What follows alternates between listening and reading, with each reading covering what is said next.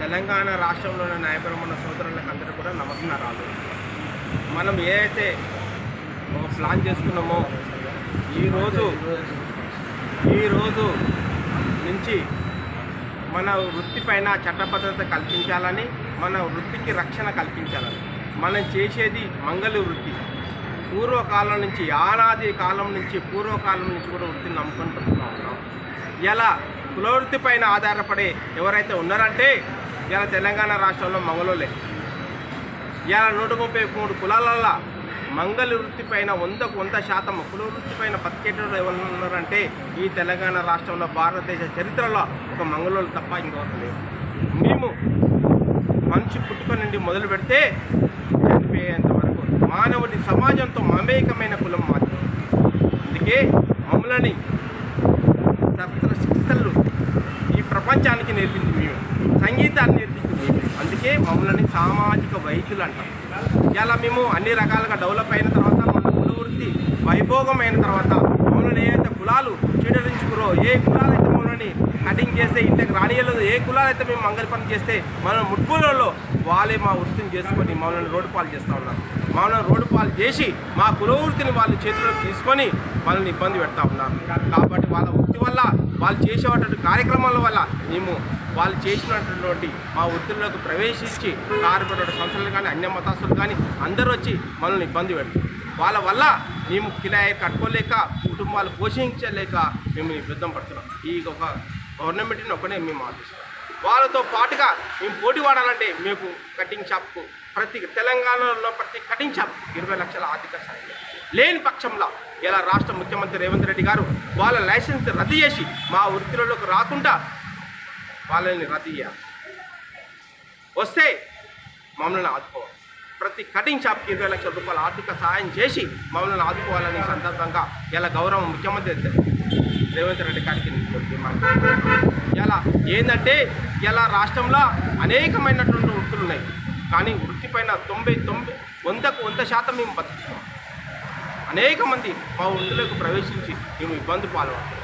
కాబట్టి ఇవాళ ఒకటే మంది చెప్తా ఉన్నాం, మాకు ఇబ్బంది అవుతుంది, ఆత్మహత్యలు చేసుకుంటారు, కిరాయిలు కట్టలేకపోతే కుటుంబాలు పోషించలేదు. కాబట్టి గౌరవ ముఖ్యమంత్రి కూడా చెప్తాం.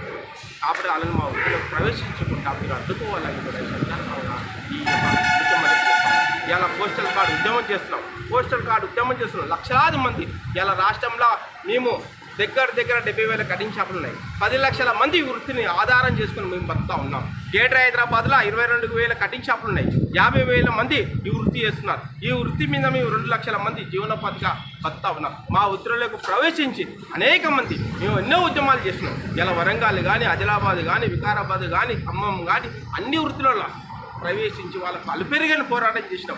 కానీ పరిణామాల దృష్ట్యా మేము వెనుకబడి పడుతున్నాం. ఇలా రాష్ట్ర ప్రభుత్వాన్ని ఒకటే చెప్తున్నాం, ముఖ్యమంత్రి గారు మీరు గ్రామీణ ప్రాంతం నుంచి వచ్చినారు, మా కులవృత్తులపైన మీకు తెలుసు.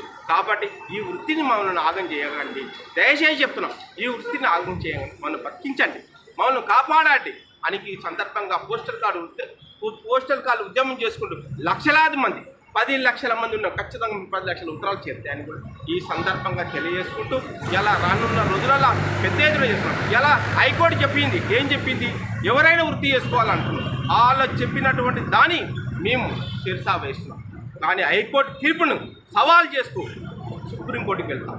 ఇలా గల్లీ నుంచి ఢిల్లీ వరకు సుప్రీంకోర్టుకి వెళ్ళి ఏదైతే మా లక్ష్యం ఉందో, ఏదైతే మా లక్ష్య సాధన కోసం మేము పోరాటం చేస్తున్నామో ఆ లక్ష్యం నెరవేరేంత వరకు మన ప్రాణాలు అర్పించైనా సరే మా న్యాయపరమైన లక్ష్య తరపున పోరాటం చేస్తామని కూడా ఈ సందర్భంగా నేను తెలియజేసుకుంటూ ఈరోజు ఖచ్చితంగా ఈనాటి నుంచి లక్షలాది మంది, సీఎం కాదు ప్రధానమంత్రి కూడా లెటర్లు పోయేంత వరకు, లక్షలాది ఉత్తరాలు పోయేంత వరకు కూడా మా పోరాటం అలిపేరగని పోరాటం చేస్తామని సందర్భంగా తెలియజేసుకుంటూ నాతో పాటు రాష్ట్ర ఉపాధ్యక్షులు మహేష్ గారు, ఇలా రాష్ట్ర నాయకులు ఉపాధ్యక్షులు వెంకటేష్ గారు అన్న ఈ అందరూ కూడా పాల్గొనడం జరిగింది.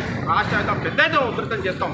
రానున్న రోజుల్లో మా ప్రణాళిక మార్చి వినూత్న వృత్తుల ప్రభుత్వాన్ని కనువిప్పు కలిగించే విధంగా ఇలా మేము నిరసన చేస్తామని ఈ సందర్భంగా తెలియజేస్తా ఉన్నాం. ఇలా ముఖ్యమంత్రి గారు అనేక కార్యక్రమాలు నిన్న కూడా పెద్ద ఎత్తున కార్యక్రమాలు చేసి వాళ్ళ వృత్తిని, వాళ్ళ జీవన రద్దు చేసి వాళ్ళని కాపాడు మమ్మల్ని కూడా ఆదరించండి. మేము తెలంగాణ రాష్ట్రంలో న్యాయపరంగా బయట వాళ్ళం కాదుగా. మేము కాబట్టి మా వృత్తిని కూడా చేయి, మా వృత్తిని కూడా జీవో చేసి మనం కూడా చంద్రపతి కల్పించాలని కూడా ఈ సందర్భంగా ముఖ్యమంత్రి గారికి నేను తెలియజేసుకుంటా ఉన్నాను. ఇవాళ ఒకే విషయం చెప్తా ఉన్నాను, ఇవాళ రాష్ట్రంలో ఉన్నటువంటి మేధావులు పెద్దవాళ్ళు ప్రొఫెసర్లు అందరూ కూడా మా పక్షాన నిలబడాల్సిన అవసరం ఉంది.